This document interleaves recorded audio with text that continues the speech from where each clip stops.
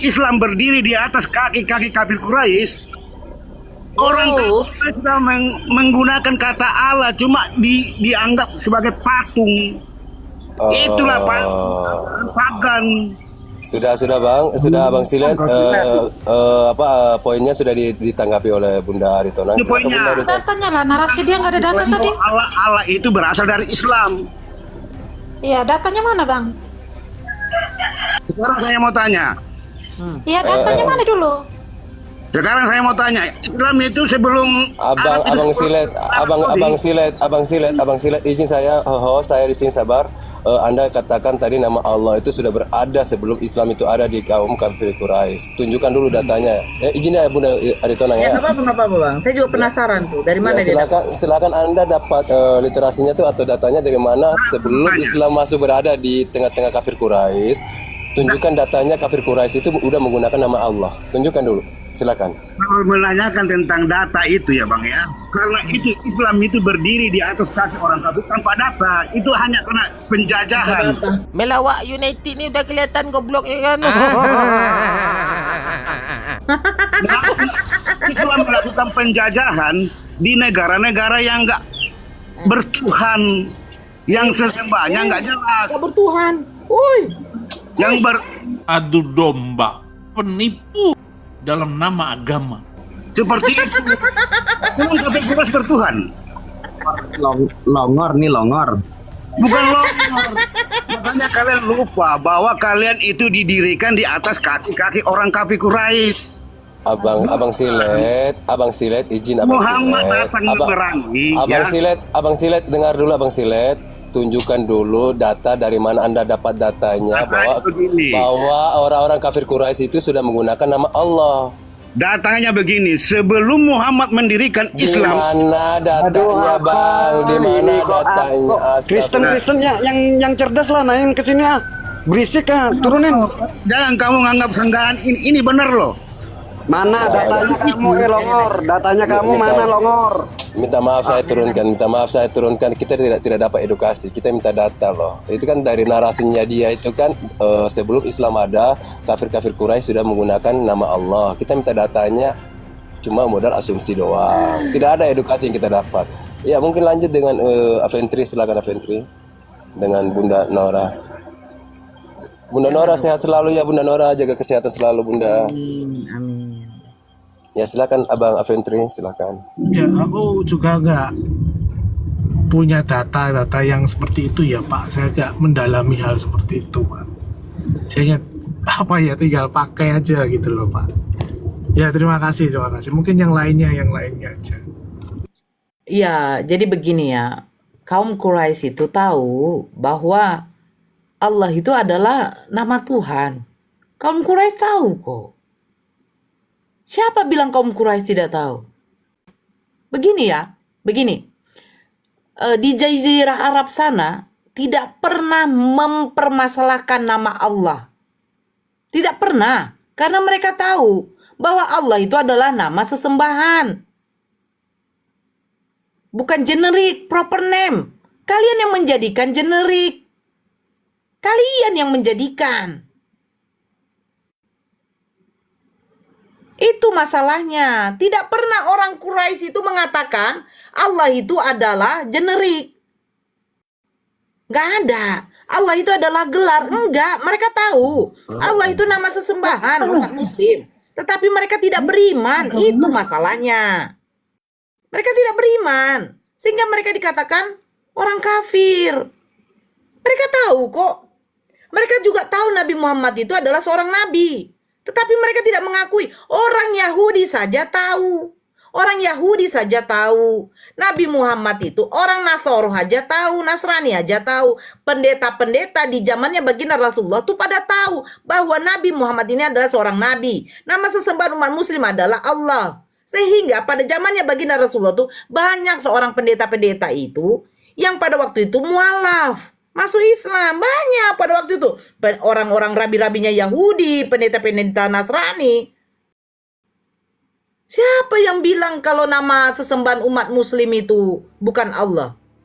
Kafir Quraisy itu tahu kok.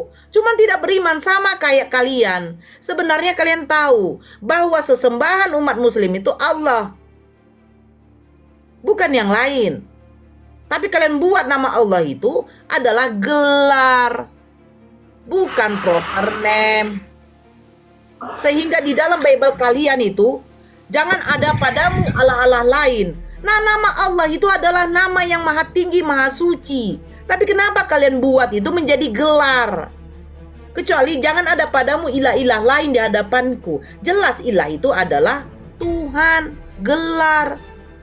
Silakan kau mau menjadikan botol saus ini aja juga Tuhan kamu, ilah kamu. Silakan, kami nggak masalah. Kalau ini kau sebut ilahmu tidak masalah. Tapi kalau kau sebut ini Allah, itu adalah permasalahannya. Karena Allah itu adalah nama sesembahan yang disematkan, yang namanya itu adalah maha suci, maha tinggi, maha sempurna. Tapi kau buat menjadi kata ilah. Karena siapa saja manusia bisa mengilahkan benda, makhluk. Silakan. Itu masalahnya. Kami yang gak terima itu saja. Nama Allah di dalam Bible kamu itu sudah termaktub, sudah nama yang tidak baik. Allah-Allah lain. Apa Allah-Allah lain? Kau pikir ada berapa Allah di situ? Silakan Afetri.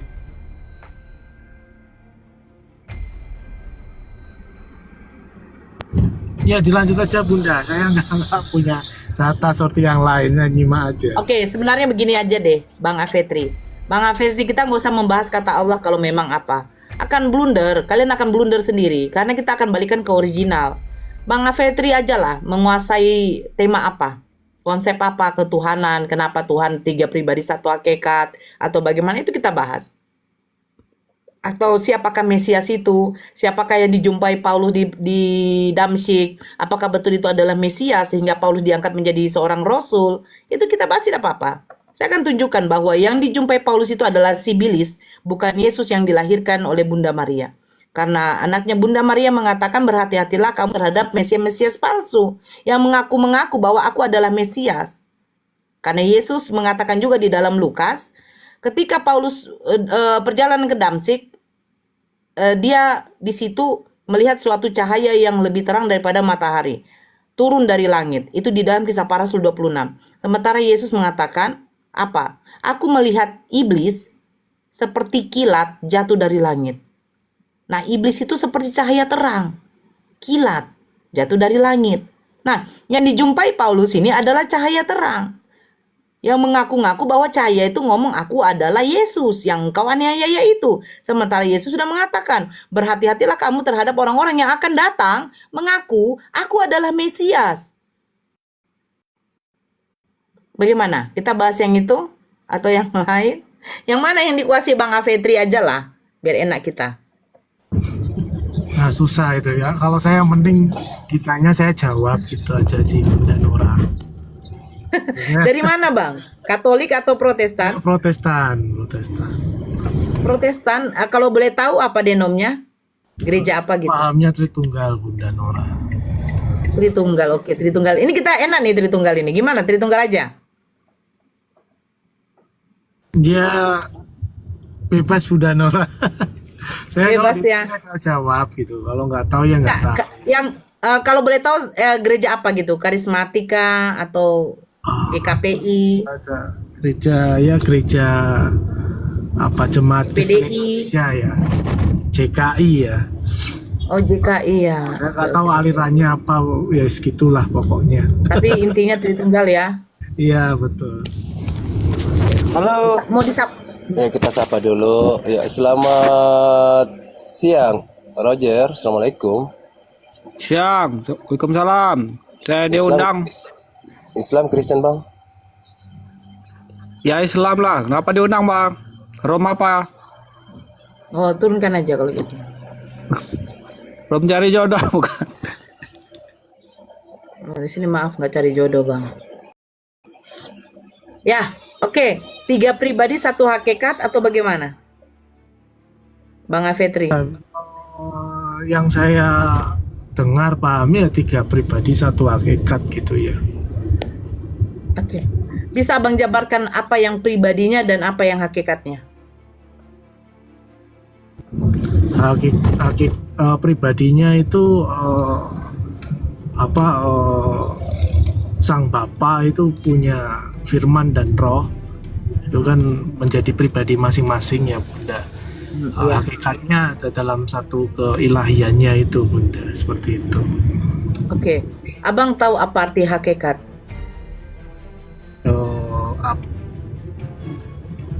Apa ya, unsur paling inti atau apa ya, Intisari. itulah Dasar. intisari lah pokoknya gitu lah. Ya, oke. Kita bahas hakikat ya, Bang. Hakikat masing-masing yang masing-masing yang tiga pribadi ini ya. Kita bahas ya. Nah, sekarang kita ke Ilah dulu, ke Bapa. Bapa tuh hakikatnya apa, Bang? Hakikatnya ya Allah ya, Tuhan itu ya, Allah Ilah. Ya, Ilah. ya, ilah Ilah. itu ya, Dia kan Tuhan ya. ilah itu ya, Nah, kalau Yesus hakikatnya apa, Bang? sama ilah juga ya. Yang dilahirkan Bunda Maria menurut Lukas 1 nomor 31? Ya ilah ya, maksudnya kalau bicara hakikat ya ilah ya gitu ya Bunda ya. Nah, ini kita cross check dulu ya, Bang ya. Menurut Lukas 1 nomor 31 yang baru masuk tolong di-mute. Menurut Lukas 1 nomor 31, apa yang dikatakan malaikat Gabriel kepada Bunda Maria? Engkau akan melahirkan seorang anak laki-laki, hendaklah engkau menamai ia Yesus, seorang anak. Berarti hakikatnya Yesus adalah manusia, betul? Hakikatnya adalah Manusia. Karena malaikat Gabriel mengatakan kepada Bunda Maria. ya? Kenapa, Bang? Bedanya hakikat sama kodrat apa Bunda Nora? Kodratnya, ya kodrat hakikat, intisarinya. Kodratnya adalah manusia, murni. Oh, berarti kodrat dan hakikat itu sama pengertiannya. Sekarang begini, Bang. Kalian yang mengatakan tiga pribadi satu hakikat. Kita bahas tentang hakikat atau kita bahas tentang kodrat? Gimana? Ya itu saya, pemahaman saya hakikat itu sesuatu dari mana dia berasal gitu Bunda. Bukan. Sesuatu, Hakikat itu adalah dasarnya dia nih apa? iya hakikat, dasarnya Bang. apa? Iya betul. Ya, dasarnya Yesus yang dilahirkan Bunda Maria adalah apa? Menurut Lukas 1. Manusia bukan? Ya manusia. Manusia. Oke, sekarang kita lari ke pribadi roh. Roh yang ada di dalam diri Yesus. Nah, ini hakikatnya apa, Bang? Roh hakikatnya apa ya? Apa ya roh ya Bunda? Roh hakikatnya itu adalah ciptaan, Bang. Karena Allah itu menciptakan roh, Bang. Dan ditiupkan kepada makhluknya sehingga makhluk itu bisa hidup. Nah, sekarang tiga inilah. Satu hakikatnya ilah, satu hakikatnya adalah manusia, dan satu hakikatnya adalah ciptaan. Roh itu, Jalan Kalimasada. roh itu kan tidak bisa kelihatan, Abang. Betul ya? Betul ya, Bang Afe? Betul. Oke. Sekarang yang tiga hakikat ini, kalau kita satukan, disebut apa hakikatnya? Nah itu saya. Bang Afe Setelah jadinya. 400 meter, tujuan Anda nanti berada di sebelah kanan. Lagi Bisa jawab saya Bunda itu. Kalau Abang nggak bisa jawab, kenapa Abang menerima mengimani tiga pribadi satu hakikat? Saya kasih analogi yang simpel aja deh. Ini satu hakikatnya adalah kaca. Ya. Nah, ini satu hakikatnya adalah besi. Dan ini satu hakikatnya adalah plastik. Kalau dijadikan satu, kita sebut apa nih hakikatnya, Bang? Ilah, manusia, dengan roh. Ini kalau dijadikan satu apa disebutnya, Bang? Nggak tahu saya sebutnya apa. Ya mau gimana lagi? Yuk, tawa yuk. Tahu aja, nggak apa-apa. Yuk. Abang nggak tahu terus kenapa Abang gimana, Bang? Tiga pribadi satu hakikat. Ya Apa? Memang seperti Ya. itu. Nah, Bunda jadi Nora. jadi jadi Ya jadi seperti itu ya. Enggak, maksudnya hakikat ini kan dasar dari itulah Bang. dasarinya kan Bunda ya. Yaitu saya Begini yang Bang. Begini Bang, inilah blundernya Bang. Kalau mengatakan 3 pribadi satu hakikat, Allah itu tidak bisa dipeta-petakan Bang. Tidak bisa dikubu-kubukan. Oh ini hakikatnya ini. Jelas. Fix. Bapa itu hakikatnya ilah, selesai. Tak akan bisa lagi berubah. Manusia, hakikatnya ya manusia. Selesai Bang, tidak akan bisa berubah manusia menjadi binatang. Hewan, hakikatnya hewan. Tidak akan bisa dirubah lagi. Nah, sekarang begini ya Bang Afetri ya. Satu contoh saja biar kita sapa yang lain. Satu contoh saja. Yang mati di kayu salib ini siapa? Yesus bukan? Betul nggak Ave? Bang Ave? Ya betul. Nah, yang mati ini Tuhan atau manusia? Yang mati manusia Bunda. Manusia. Tuhan Memiliki gelar apa Bang? gelar Tuhan. Nah, pertanyaan saya, apakah Tuhan bisa mati? Tidak bisa mati Bunda. Terus kenapa Tuhan yang memiliki sifat kemahaan yang tidak mungkin mati ditempatkan kepada makhluk yang bisa mati?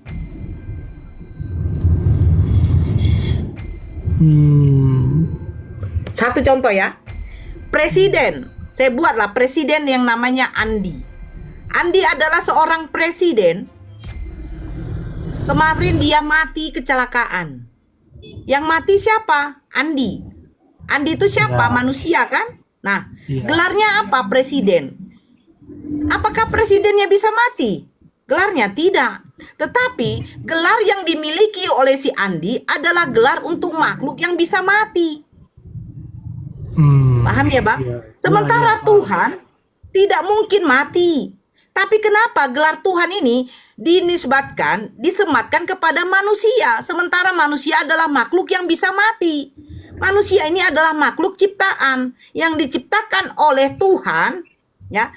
Yang Tuhan ini memiliki sifat yang tidak mungkin mati. Tuhan ini maha hidup. Sementara manusia bukan maha hidup. Manusia bisa mati. Kenapa gelar Tuhan ini digelarkan kepada Yesus, yang notabene Yesus itu pernah mati? Itu maksud saya Bang. Nah, jadi apakah cocok dan pantaskah gelar Tuhan ini disematkan kepada Yesus yang sebenar hakikatnya adalah manusia yang dilahirkan oleh Bunda Maria? Itu maksud saya Bang.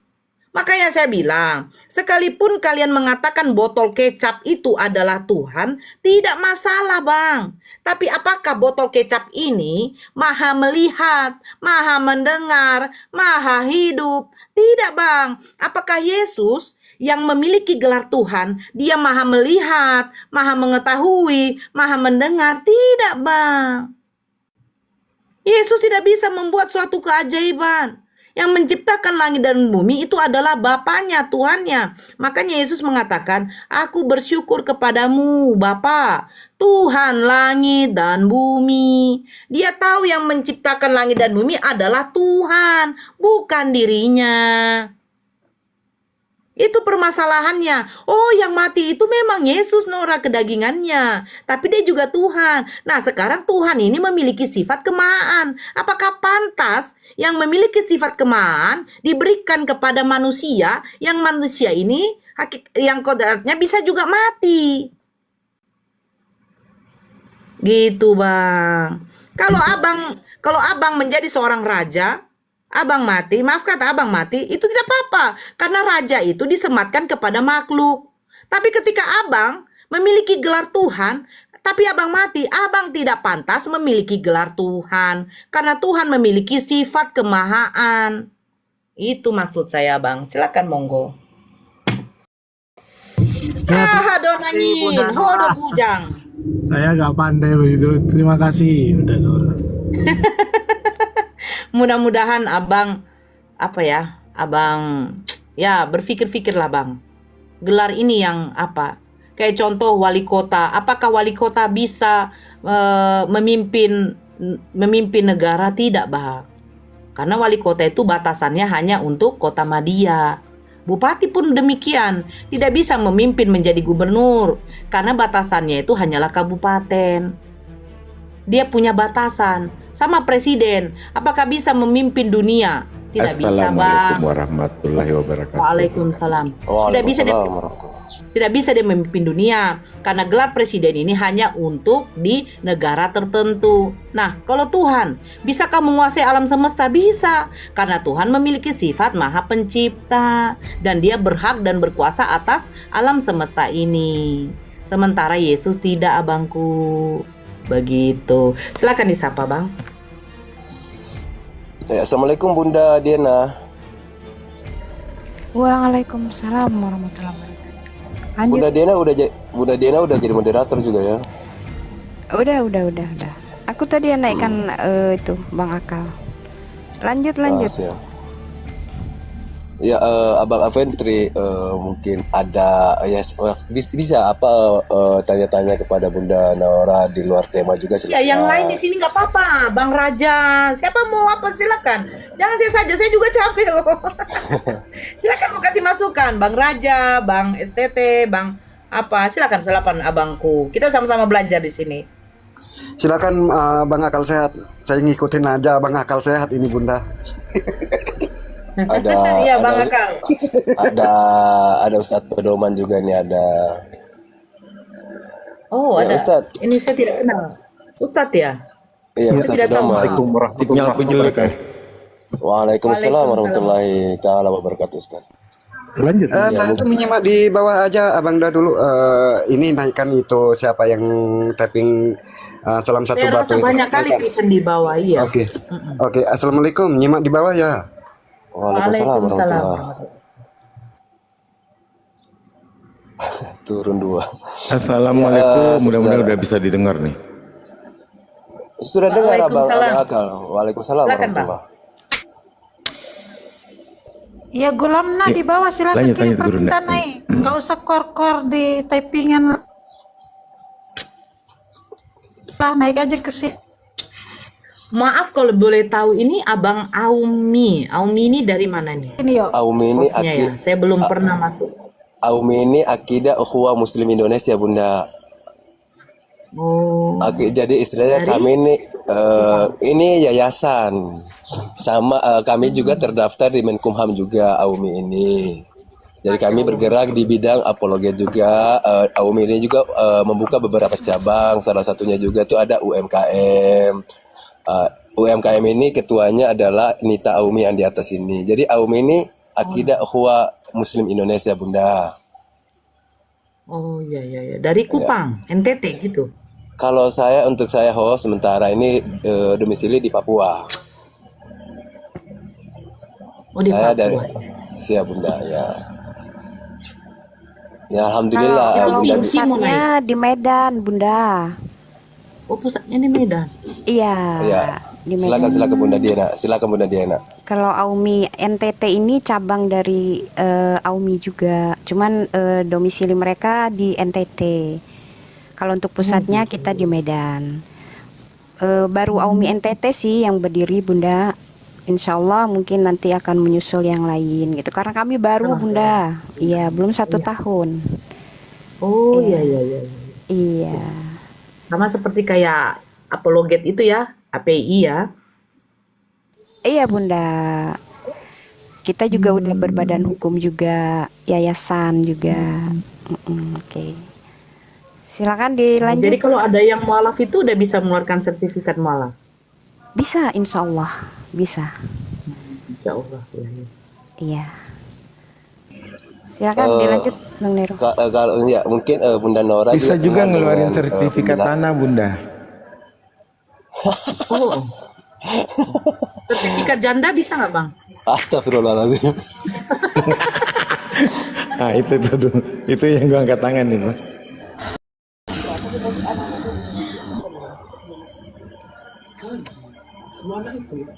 Ya saudara-saudara Kristen yang mau diskusi silakan ajukan permintaan naik ya.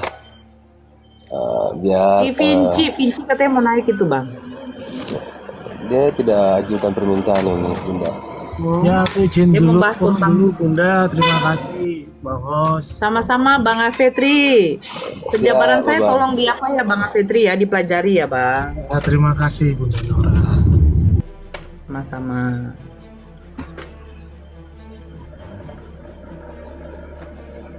Ya, mungkin Bunda juga kenal dengan pembina kami yaitu Buya RR triple tujuh. Itu Buya RR. Oh itu. iya ya Pak Ustadz RR ya saya kenal beliau.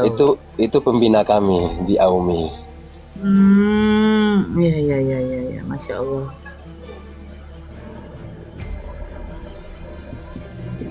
Ya silakan Mungkin disapa tamu. Bunda kenal Bom-Bom, Bunda?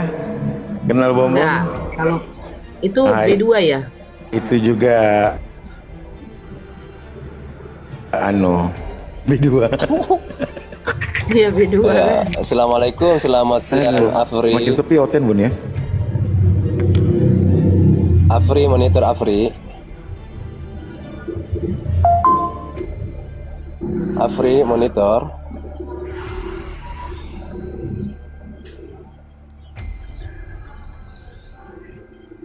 Afri, Iya Bang monitor Afri. Vinci, silakan naik Bang Vinci. Pak Vinci silakan naik.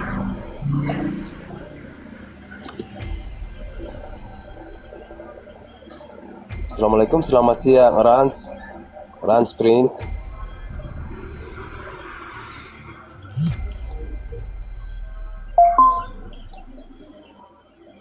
Itu ada Vinci tuh mau nanya, Bun.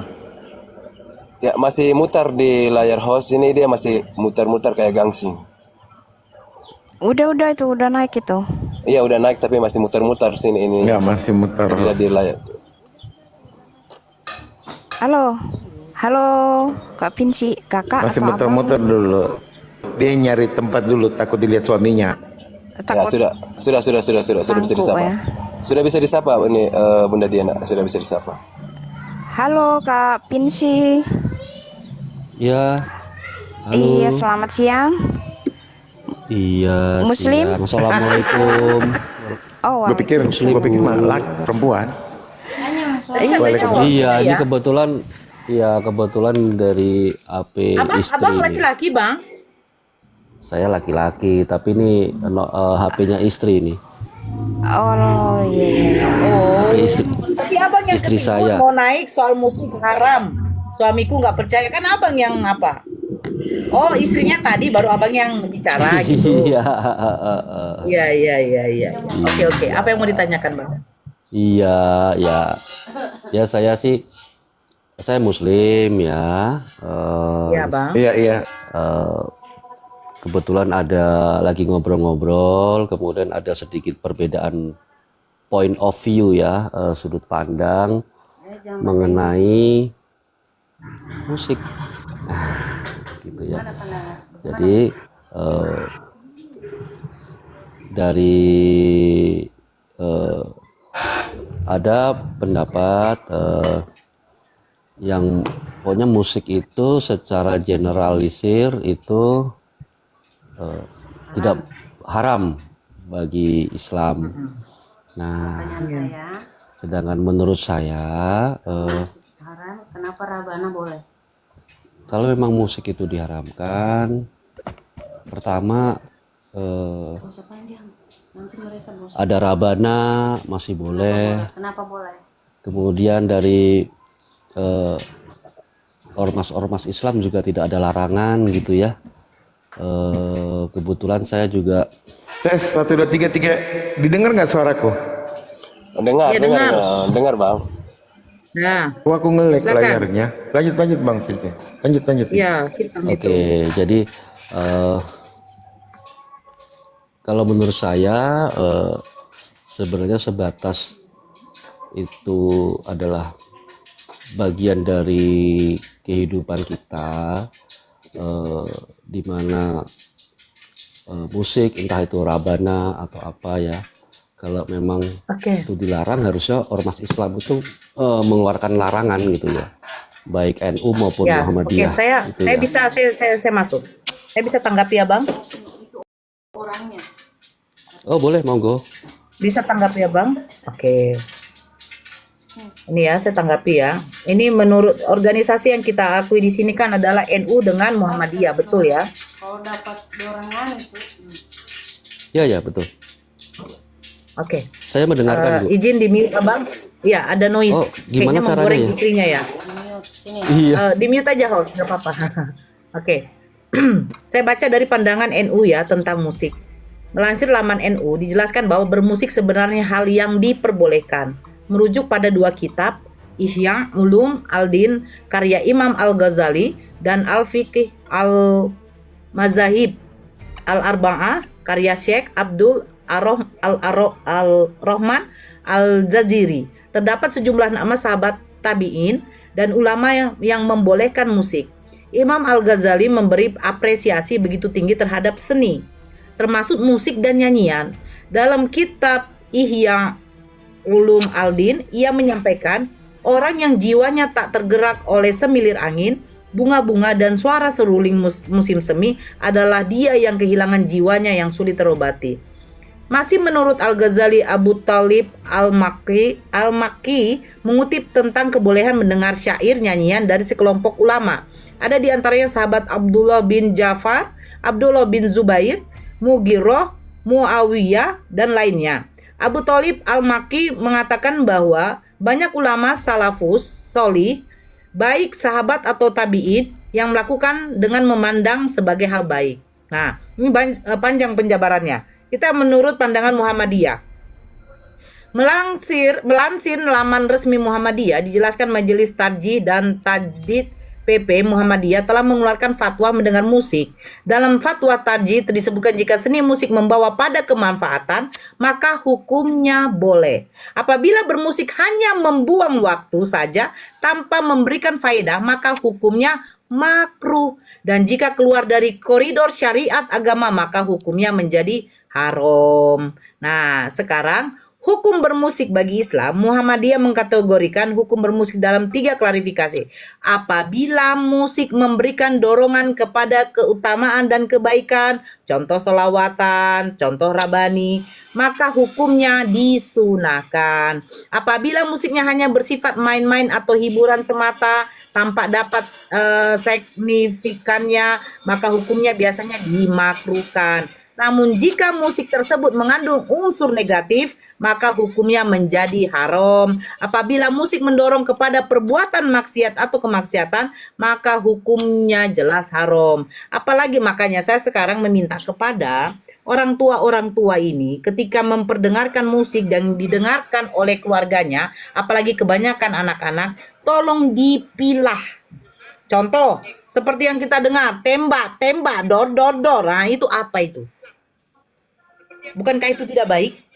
Tetapi ketika mendengarkan salawatan, mendengarkan Ya Habibi Ya Mustafa, terus lagu Ramadan, kayaknya tidak masalah. Dia kalau membawa kemudaratan, membawa tidak baik, itu diharamkan. Membawa kemaksiatan itu itu diharamkan. Tetapi kalau membawa kita menjadi terlena, melalaikan segala sesuatu kewajiban kita. Contoh, kita mendengar musik, sudah waktunya azan, zuhur, kita tidak sholat, kita lalai di dalam situ. Nah, itu hukumnya menjadi makruh, tidak baik. Tapi kalau mendengarkan, ini siapa yang noise ya? Tidak baik.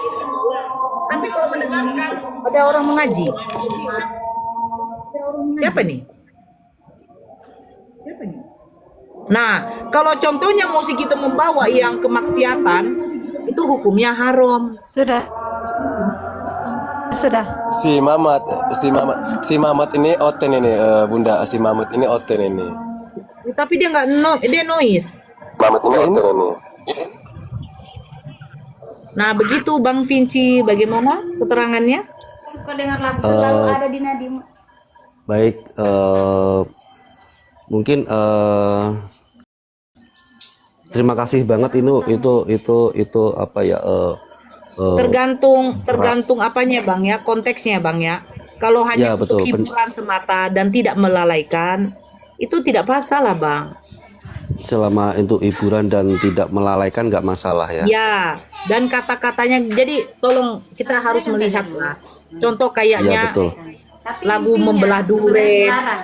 Coba tanya. Ya itu sih nggak bener. Kenapa Bang? Ya itu kurang bener lah kalau menurut saya. Ya, Iya. kalau Jadi kita hanya jadi mendengarkan gini. musik dangdut, ya itu hanya untuk hiburan. Tapi kalau sudah tibanya Iya. waktu untuk sholat, ya sholat. Ya betul. Jadi begini. Mungkin lebih spesifik lagi ya Ibu ya. Tapi sekali lagi ini hanyalah pandangan subjektif saya, jangan dibuat generalisir bahwa ini pandangan umum, tidak. Jadi ada lagu di soundtrack film Jumbo, ya, itu film kartun karya anak Indonesia, Bu. Bang STT noise Bang. Aduh Bang STT. Halo. Iya. Halo. Ya silakan. Ya silakan. Ada soundtrack lagu dari film Jumbo. Jumbo itu adalah film kartun animasi karya anak Indonesia. Di dalamnya ada lagu berjudul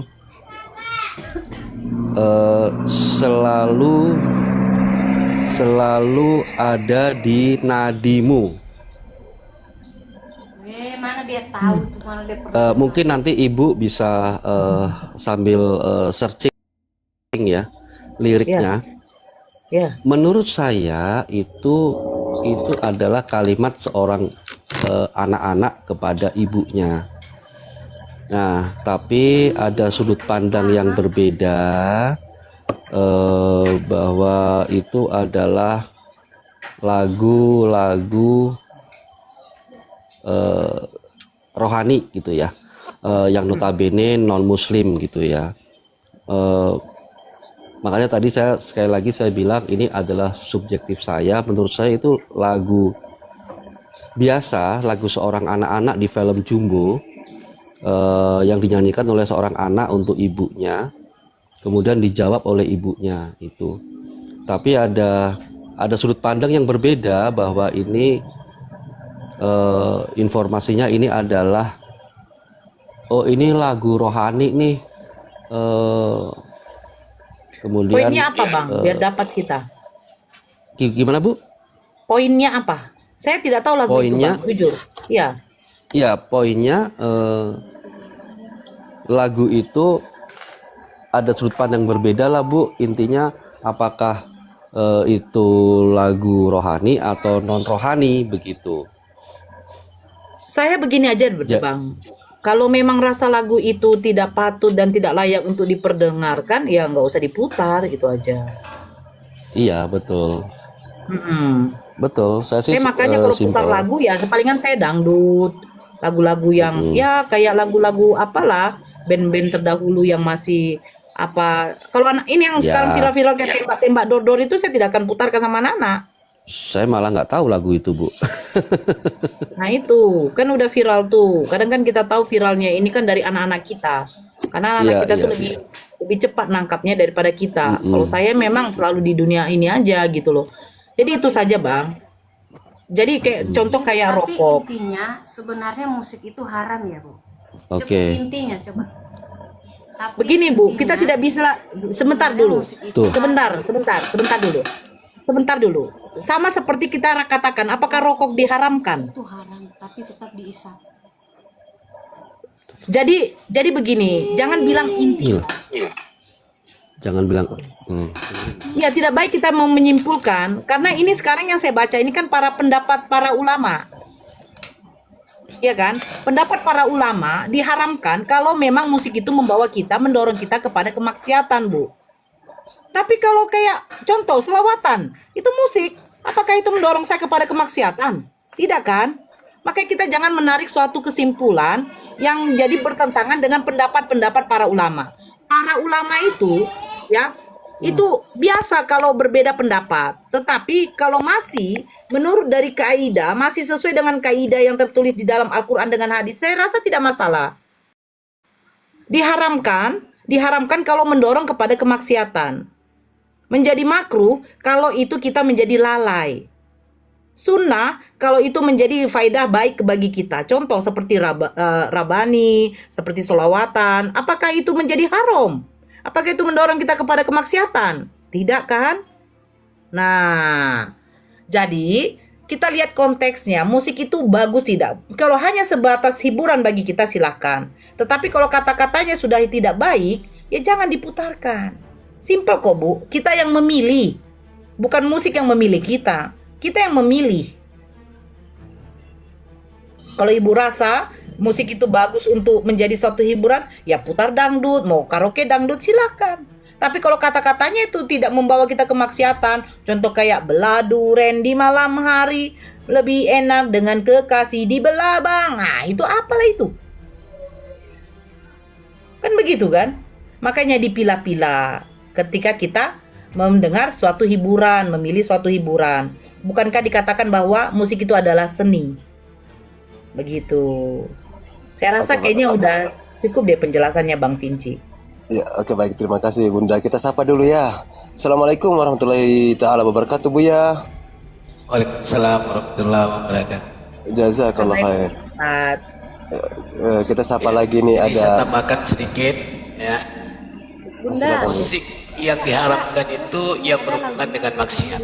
Maka kita harus terjemahkan dulu itu apa maksiat. Maksiat itu artinya adalah perbuatan yang melanggar perintah Allah dan meninggalkan kewajiban-kewajiban yang diwajibkan oleh agama Islam.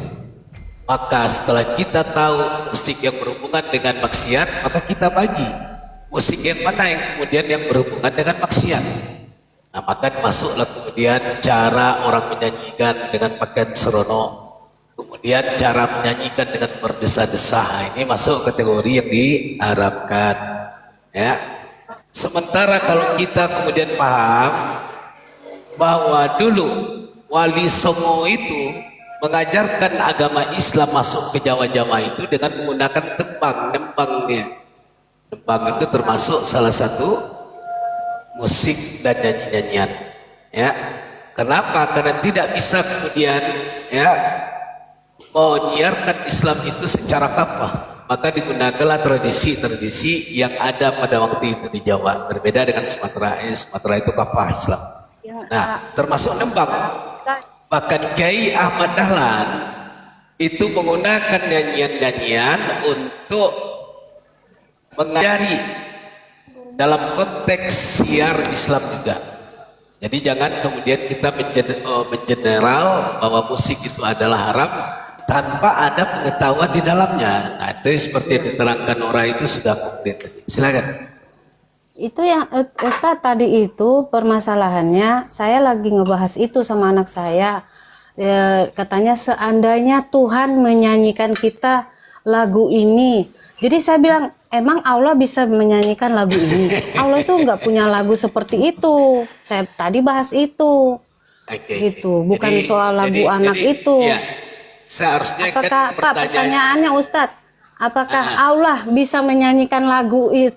Seandainya Allah menyanyikan lagu itu untuk kita, apakah Allah menyanyi seperti itu? Oke, seharusnya jawab pertanyaannya ini yang kemudian diklarifikasi. Ya, apakah Allah bernyanyi? Nah, manusia kan tidak bisa mendengar suara Allah, toh? Gimana kemudian kita menyimpulkan Allah bisa bernyanyi? Kan kayak gitu. Nah, maka perbaiki dulu pertanyaannya. Apakah Allah bisa bernyanyi? Semua manusia tidak pernah mendengar suara Allah. Bahkan rupa Allah pun tidak bisa dilihat. Tiga, kemudian agama Yahudi, Nasrani, Islam mengatakan bahwa Allah tidak bisa didengar dan tidak bisa dilihat. Pertanyaannya diperbaiki sehingga jawabannya mudah gitu. Kalau pertanyaannya diteruskan, kita terjebak di sini. Ya, kalau Kristen berkata Allah bernyanyi, kapan Yesus bernyanyi? Coba saya tanya aja. Di mana di dalam ayat Bible mengatakan Yesus bisa bernyanyi? Tidak ada. Ya, di mana? Bahkan di dalam Taurat dikatakan Adonai Elohim tidak pernah bernyanyi. Di mana? Tidak ada satupun ayat yang mengatakan demikian. Nah, maka supaya pertanyaan tadi rasional, si orang tua mengatakan kepada anaknya, nak, bukan begitu pertanyaannya, itu caranya bertanya yang salah. Karena Allah itu tidak bisa didengar suaranya dan tidak bisa dilihat. Nah, itu diperbaiki dulu. Kira-kira begitu. Ya Ustadz, terima kasih Ustadz. Oke, Ibu, ini Islam. Islam. Islam. Nah, kalau Islam, ya maka kita harus membaca Al-Quran dengan benar. Di Al-Quran dikatakan bahwa Allah tidak dapat dijangkau oleh pandangan mata, tetapi Allah dapat melihat semua yang Dia inginkan. Kalau seandainya ada orang berkata, saya pernah mendengar suara Allah, berarti dia lebih hebat daripada Nabi dan Rasul. Sedangkan Nabi dan Rasul untuk mendengarkan firman Allah itu disampaikan oleh malaikat yang bernama Jibril, ya. Hanya satu-satunya Nabi Muhammad SAW yang berbicara dengan Allah melewati tabir. Ketika dia kemudian melakukan Isra Mi'raj menjemput perintah salat, hanya satu-satunya Nabi Muhammad, ya. Tetapi apakah Nabi Muhammad melihat Allah atau tidak? Karena Allah telah berjanji di dalam Al-Quranul Karim bahwa tidak satu pun manusia yang bisa melihat dirinya. Maka siapapun dia, baik Nabi Muhammad, baik kemudian Isa, baik Nabi Musa, baik Adam, segala macam, tidak akan pernah bisa melihat dia. Sampai nanti waktu yang dijanjikan ketika semua ada di dalam surga dan diberikan kenikmatan yang tertinggi oleh Allah, yaitu bisa melihat Allah. Oke, kira-kira begitu.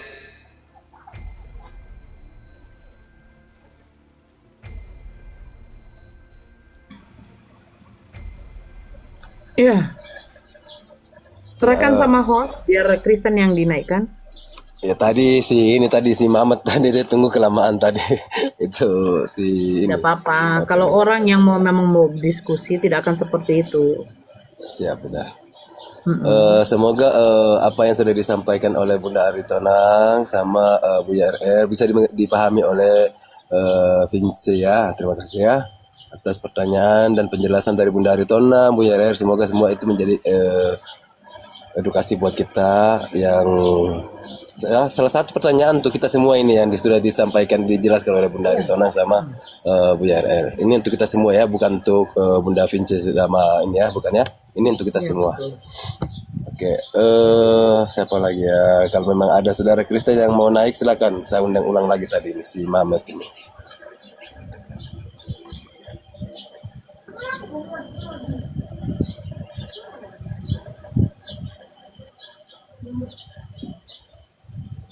Ya ini yang tadi saya bilang ini Bunda Aritonang ya, Buya RR ini. Ini apa nih pembina kami di Elmi. Ustadz RR udah tahu lah. Ya Ustadz ya, Pak Ustadz di zamannya Amoy Muhala pun udah kenal kita. Lama ini udah 4 tahunan lebih. Udah Ya, bergerak kalau kata Lu ingatnya yang aneh-aneh ya? Ada tanda kutipnya. Enggak, ini Bu ya. bergerak kita ini. Barat ini Gini. udah nasi ini paling bawahnya kerak-keraknya nih. Enggak, tadi Iya, Bunda Nora Vici, tanya. terima kasih, Barakallah. Tadi Bunda Nora tanya tentang Aumi. Ya saya jelaskan ke Bunda Nora, Aumi ini akidah Ikhwan Muslim Indonesia. Karena saya baru lihat memang Ustaz. Pembina kita salah satunya adalah Buya RR. Saya sampaikan ke Bunda Nora seperti itu Bu ya. Ya, jadi ini Nora, Aumi ini kumpulan para debater yang menyatukan visi dan misi. Maka visi dan misi itu adanya kesamaan visi dan misi dalam rangka siar membentengi akidah umat. Maka kemudian dilakukan persatuan dengan membuat organisasi dan yayasan yang dilegalisir oleh pemerintah dengan nama Akidah Ukhuwah Muslim Indonesia. Jadi alhamdulillah, jadi kita sudah terdaftar pemerintah, sudah keluar surat Kemenkumhamnya, akte yayasan juga sudah, dan kemudian nanti ke depannya kita juga dalam rangka membangkitkan ekonomi anggota dan umat. Salah satu jalannya yaitu adanya UMKM Aumi bekerja sama dengan pengrajin-pengrajin dari seluruh daerah Indonesia untuk diperkenalkan hasil kerajinan mereka, dan ini sudah dilaksanakan. Sudah berapa banyak kemudian kerajinan-kerajinan terbantu ya, karena kita bukan mensiarkannya bukan di Indonesia saja, ada di Belanda, ada di Amerika, ada di Australia, dan di Arab sana, di Dubai. Mancanegara ya. Cakupannya luas. Iya, karena Aumi juga punya anggota dari Dubai, Amerika, dari Australia, dan dari Eropa lainnya ada, dan juga dari Malaysia. Ini Nora nih main-main lah di apa di Umi ya, jadi bisa tahu tuh bagaimana Umi mensiarkan Islam pentingnya akidah umat, dan juga Umi membuka pengajian-pengajian bagi para mualaf-mualaf dan memberikan bantuan bagi mualaf-mualaf berupa sertifikat mualaf serta sedikit biaya bagi kemudian Kristen yang mualaf melalui Umi. Bahkan kita juga ada rumah singgah bagi Kristen-Kristen yang mualaf yang diusir oleh orang tuanya, kita bisa adakan rumah singgah. Masya Allah, mantap itu. Jadi orang yang mualaf ini tidak usah takut ketika nanti akan mendapatkan suatu tekanan dari keluarganya. Ada yang paling lucu tuh, Nar. Ada pastor, ada pendeta di NTT, mualaf. Wah, dikejar itu sama jemaatnya. Dikejar. Dikejar. Ya pastor Katanya sama ajaran pendeta kasih. ini akhirnya menikah. Itu waktu puasa masuk pesantren. Habis itu setelah itu dia siarkan Islam di beberapa masjid NTT. Udah dilakukan. Terakhir kita mualafkan perempuan yang masih dalam kewenangan orang tuanya, umurnya di atas 17. Itu juga dapat tekanan. Insyaallah sekarang sudah jadi mualaf dan kemudian diperhatikan oleh Umi NTT baik keadaan, situasi dan kondisi. Sudah Tuhan. Ya.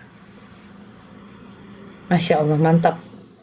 Semoga berjaya ya Aumi, semoga Amin, berjaya amin, amin, amin ya Allah. menjadi suatu tempat wadah bagi saudara-saudara kita yang memang harus dibantu, dan tempat naungan bagi saudara-saudara kita yang membutuhkan dalam bidang apa ya, dalam bidang semuanya, dalam ilmu, dalam dukungan-dukungan yang lain, sebagai motivasi juga gitu. Semoga sehat selalu lah kita semua. Iya, kadang kan ada gitu. Ada orang mualaf. Setelah itu kita mualafkan, kita tinggal saja. Akhirnya dia trauma kambing. Ya betul. Karena kondisinya juga tidak memungkinkan dia menyewa guru atau memakai guru secara offline. Nah, maka dari itu ya kita adakan pengajian Selasa sama Sabtu, belajar Al-Quran dan belajar sholat yang dipimpin oleh salah satu ustazah kita, Siti dari NU, dan ada beberapa dari Sinodiri, para ulama yang kemudian memberikan kajian-kajian Islam, sehingga semakin termotivasi kawan-kawan ini yang mualaf dan tidak merasa ditinggalkan. Ini kasihan sekali. Ada yang kemudian ekonominya dicabut, dihentikan, di stop bantuan oleh keluarga, ada yang disisihkan, ada yang dipukul, ada yang kemudian banyak sekali. Nah, makanya kita tidak mungkin membiarkan mereka setelah mualaf lepas begitu saja. Benar itu. Kayaknya di room ini kayak banyak pembenci ku tengok ya. Oh iya, ini banyak Kristen dari NTT. Wajar lah, NTT kan pusat Kristen. Iya benar. Mungkin mereka nggak terima NTT-nya mungkin ya. Iya. Tuh kan tengok si momok gitu kan. Nggak apa-apa, wajar. Nggak apa-apa Bunda, Tapi nggak kayaknya kita apa-apa. udah biasa ya, Ustadz. Ya biasa, udah kebal kita. Dan ini Bunda, kita di Aumi kebetulan salah satu pembina kita juga ini kan Mualaf Center kan di Kupang juga. Yang tadi udah disampaikan oleh Buya RR itu, yang 2 pendeta itu kan setelah mualaf itu langsung kita ditawarkan mau pesantren atau tidak. Kalau mau pesantren kita langsung kirimkan ke pesantren. Masya Allah. Jadi kita yang penting ada kemauan aja dari mualaf ini. Kalau memang dia mau santri, ada pembina kita yang punya kenalan, punya sahabat yang di pesantren, siap untuk menaungi mereka di pesantren. Backup ya. Siap. Jadi alhamdulillah yang 2 pendeta dan pastor ini kan sudah di pesantren semua. Masya Allah. Dan- Dengar itu momok. Kapan lagi kau menyembah manusia, menyembah iblis pula kau terus? Jadi seperti yang si Momo ini tidak mengerti Bibelnya. Ya, oke, silakan angkat dia. Mana berani DRR 7 debat dengan saya? Silakan tarik dia dekat atas saya. sudah Bu ya, sudah ini jambak tapi tidak mau naik dia nih. Saya izin parkun boleh ya? Ini karena Boleh, ada boleh anak. Bunda. Mau kasih makan Boleh. dulu. Siap Bunda, siap. Justru Bible yang mengatakan barang siapa yang kemudian keluar dari ajaran Taurat maka dihukum mati. Ya, 613 hukum Taurat mengatakan tidak percaya kepada imam dihukum mati, durhaka kepada ibu dihukum mati, memperkosa orang dihukum mati, sehingga kalian kemudian berusaha membatalkan hukum Taurat. Ya, dengan cara berkata apa? Oh, hukum Taurat telah dibatalkan. Malah kemudian menuduhkan Islam keluar dari Islam dihukum mati. Mana dalilnya? Kalau saya bisa saya berikan dalilnya bahwa keluar dari Taurat kemudian dihukum mati. Ayo, 613 hukum Taurat. Jadi kalau tak ada ilmu saudara Momo, ya sudah diam saja, jangan malu-maluin. Akhirnya lempar batu kena muka sendiri. Aduh. Ya silakan naik Momo. Oh, sudah dijambak gitu. Naiklah. Kalau Anda modal typing di bawah nanti jari jemarimu itu bengkak loh Momo. Ya, naik aja supaya langsung Anda mau sampaikan, mau diskusi dengan siapa, Bunda Nora juga bisa, Buya RR juga bisa, ada STT juga, ada Ustadz Pedoman, ini ada. Ini guru-guru kami semua nih. Silakan kalau Anda mau naik. Ada lagi ibu kami juga ini, Bunda Diana, ini ibu kami. Ya, Momo silakan, sudah dijambak tuh kalau mau naik. Bunda Diana, suara dong, Bunda Diana. Aku lagi mau sholat sebentar ya. Oh, siap, Bunda. Ya, silakan Momo. Itu sudah dijambak berapa kali tuh. Tunjukkan Keberanian kamu, ya, bahwa kamu kemudian pintar, bahwa kamu kemudian Kristen itu benar. Ayo kita adu data di sana. Betul tidak tudingan kamu? Atau kemudian justru di Kristen yang kemudian menghukum mati? Ini saudara, saya jelaskan. Tidak ada satupun mu'alaf, tidak ada satupun Islam ketika dia murtad, ya, orang-orang akan menghajar dia, tidak ada. Tetapi justru di Kristen, ketika para Kristen masuk ke dalam Islam mu'alaf, itu seringkali dianiaya. Kenapa? Di mana ajaran cinta kasihnya? Nah, maka berkaca dulu sebelum bicara. Malu kita kan? Satu pun tidak ada di dalam Islam. Jika orang Islam murtad, dia akan dianiaya, dipukul, diterjang, dibunuh. Tidak ada. Coba buktikan mana di dalam Islam bahwa orang keluar dari Islam ke Kristen kemudian dia dibunuh. Berikan saya bukti satu saja kasus di Indonesia. Di mana? Ayo. Tidak ada. Satu saja. Seperti tudingan dari Kristen dari si Momo. Justru yang banyak itu dari pengakuan para mu'alaf, ketika mereka masuk Islam maka mereka kemudian dihajar, dipukul, dikriminalisasi. Ya, ini justru Kristen yang berbuat demikian, ya, bukan kami. Ya, oke, silakan naik. Berikan kepada kami satu bukti saja bahwa ada murtad dari Islam ke Kristen di Indonesia yang kemudian dihukum mati. Berikan saya datanya. Mana dia? Kalau sekedar bilang-bilang belakang, ini sekedar typing-typing saja. Anak kecil juga bisa. Jadi kalau orang bicara tanpa data, ya sama juga dengan orang bicara omong kosong itu. Ayo, kalau enggak undang pendeta kamu ke sini. Ya.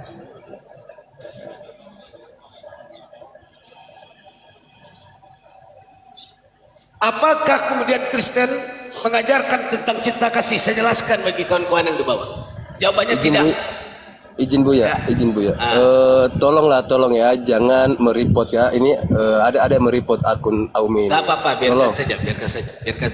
Ya, semakin direport membuktikan bahwa kita sebagai ancaman bagi mereka. Siap, lanjut. Saya akan bahas. Benarkah sesuai perkataan orang Kristen bahwa mereka mengajarkan cinta kasih? Jawabannya tidak. Yesus berkata di dalam Bible, janganlah kamu menyangka aku datang dengan membawa damai. Aku datang dengan membawa pedang, memisahkan orang tua dengan anaknya, memisahkan suami dari istrinya. Ya. Nah, apa artinya? Ajaran Kristus tidak dibawa dengan damai dan kasih. Barang siapa yang tidak percaya kepada Kristus atau percaya kepada Yesus, maka kemudian dilakukan kekerasan, dipisahkan, diceraikan antara suami dan istri. Di Islam, saudara tidak akan menemukan demikian.